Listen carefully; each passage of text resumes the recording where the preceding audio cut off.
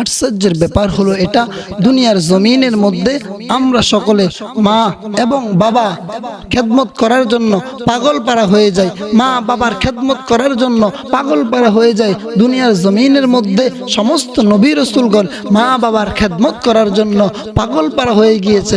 আশ্চর্যের ব্যাপার এটা, সেটা হচ্ছে দুনিয়ার জমিনের মধ্যে এমন একজন রাসূল ছিলেন, এমন একজন নবী ছিলেন যিনি কোনোদিন মায়ের জন্য এবং বাবার জন্য দোয়া করেন নাই। তিনি হলেন নবী হযরতে আদম সফিউল্লাহ। কারণ তিনি হলেন দুনিয়ার জমিনের সর্বপ্রথম মানুষ, তিনার কোনো মা বাবা নাই, এজন্য তিনি মা বাবার জন্য কোনোদিন দোয়া করা লাগে নাই।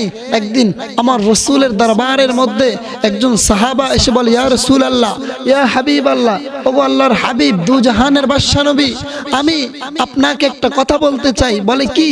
বলে, ইয়া রাসূলুল্লাহ, আমি মনে মনে একটা নেক ফরিয়াদ করেছি। আমি বলেছি যখন মক্কা বিজয় হবে আমি ওই মক্কার চৌকটের মধ্যে একটা চুমু খাবো। আমার এই আশাটা, আমার এই নেক ফরিয়াদটা এখনো পূরণ হয় নাই। ওগো আল্লাহর হাবিব, আমি ওই মক্কার ওই কাবার চৌকটের মধ্যে একটা চুমু খেতে চাই। তখন আল্লাহর রাসূল মুস্কি হাসি দিয়ে বলে, হে আমার সাহাবী, শোনো, তোমার ঘরের মধ্যে কি তোমার মা বাবা আছে? সাহাবী মুস্কি হেসে বলে, ইয়া রাসূলুল্লাহ, আমার ঘরের মধ্যে আমার মা এবং আমার বাবা দুজনে এখনো বেঁচে আছে।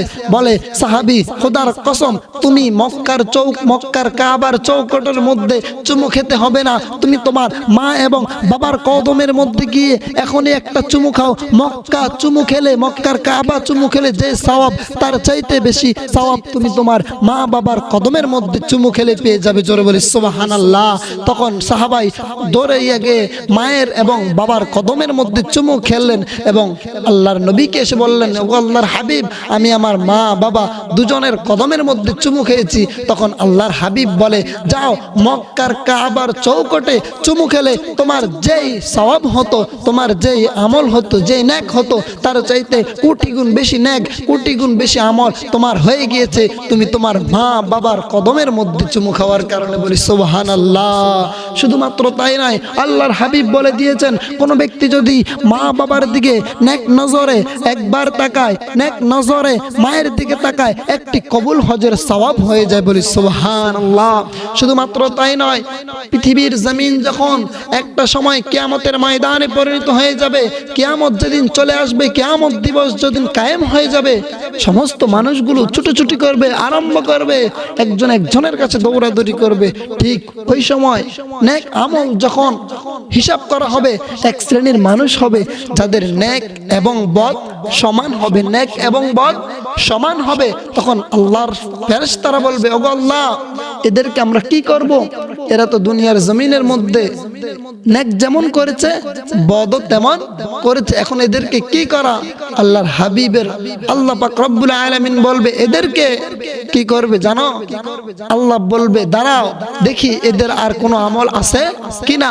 ঠিক এমন সময় একজন ফেরেশতা দৌড়ে এসে একটা কাগজ দিবে। কাগজটা দেওয়ার পরে এটা যখন বদ আমলের মধ্যে দেওয়া হবে, বদ আমলের পাল্লাটা ভারী হয়ে যাবে।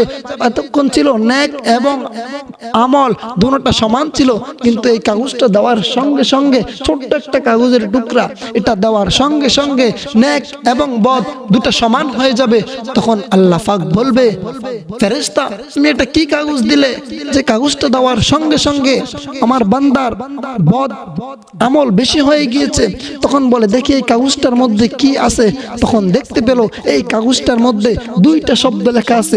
একটা শব্দ হলো আলিফ, আর একটা শব্দ হলো ফা, উফিউ। আল্লাহ বলে, হে বান্দা, বুঝে গেছি এবার কেন তোমার বদ আমলটা ভারী হয়ে গিয়েছে।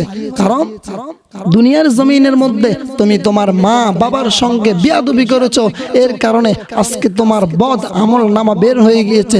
যাও, তোমাকে জাহান্নামে নিক্ষেপ করলাম।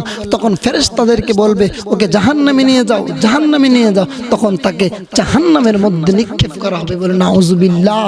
এই দুইটা রতনের সাথে মা এবং বাবা যাদের এখনো দুনিয়াতে বেঁচে আছে, মা বাবার মতো নিয়ামতকে হারাবেন না, মা বাবার খেদমত করবেন, কারণ মায়ের খেদমত করার মাধ্যমে আপনি ওলি হয়ে যেতে পারেন। বলি সুবহানাল্লাহ। হযরত বায়েজিদ বুস্তামি রহমতুল্লাহ আলাইহি আল্লাহর এত কাছের লেভেলের বন্ধু ছিলেন।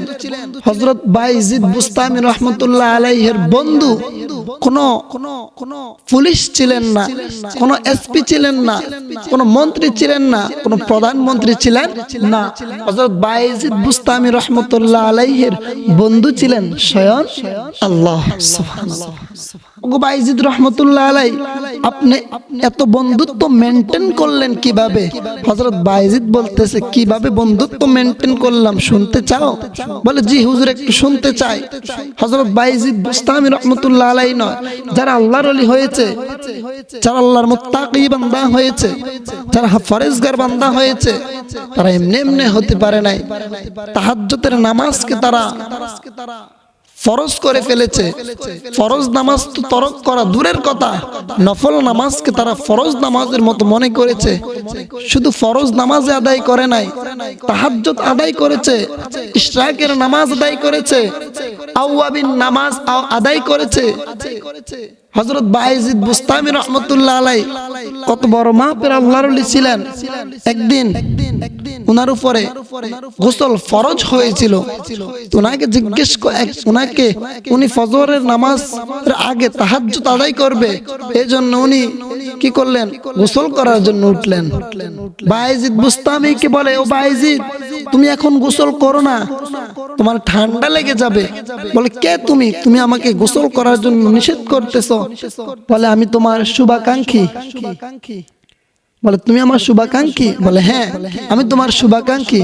বলে আচ্ছা ঠিক আছে, তাহলে তুমি চলে যাও, আমি ভেবে দেখি কি করা যায়।